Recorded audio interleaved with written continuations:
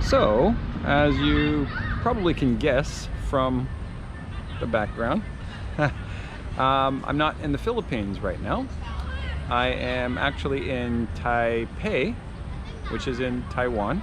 It kind of came suddenly because up until like the second last day before, the second last day before I had to extend my visa, I was going to extend my visa.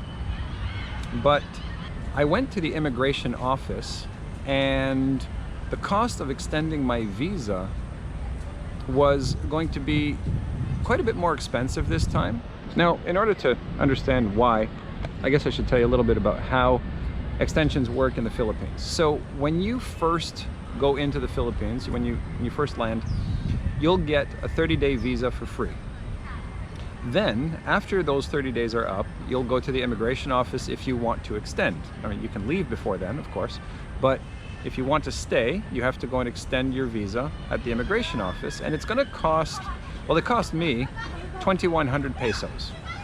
So 2,100 pesos is a little over $50 Canadian, or I think it's about $42 US, or a little less than $42 US. So that's not too bad for a month, right?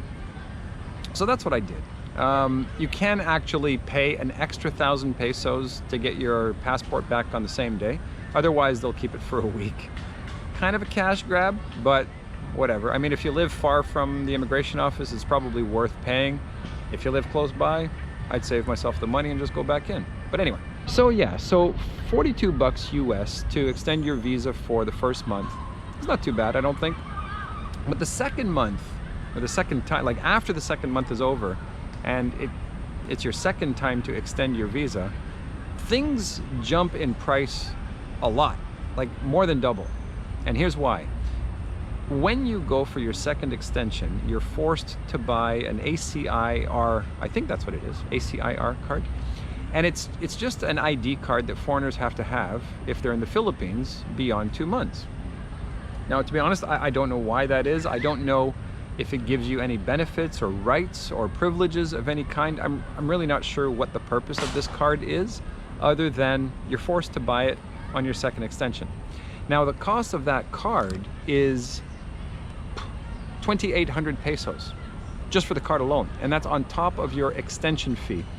And if I recall correctly, I would have had to pay $53.50 to extend for 1 month, and 2,800 of that is for the card. So the extension itself would have been $25.50. My calculation is correct. To extend for 2 months, it's only an additional 500 pesos. Now, for these prices, that's if you go back and get your passport a week later.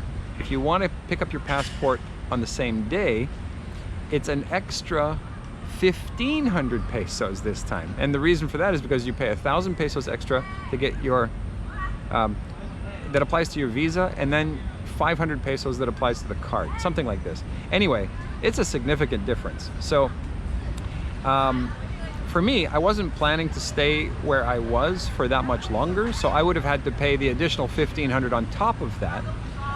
Anyway, so at the end of the day, it ended up that, of course, you're going to extend for 2 months rather than 1 month for only 500 pesos more, right? It's the only thing that makes sense if you're going to be there for more than a month.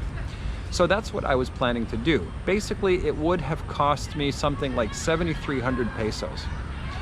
7,300 pesos, it's close to $200 Canadian. I think it might actually be. Hang on.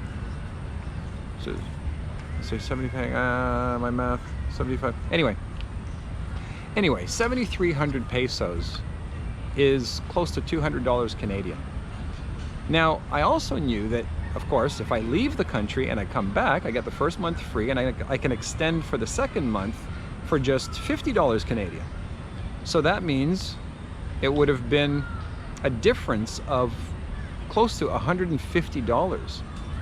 I thought, well, wait, for $150, I can probably get a flight to another country, go visit somewhere new that I've never been before, and then when I come back, I still get my 2 months, but for a lot cheaper.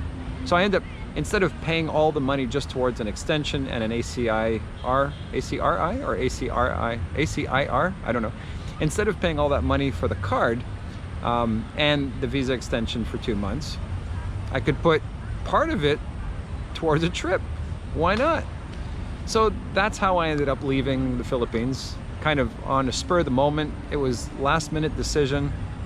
I wasn't planning to.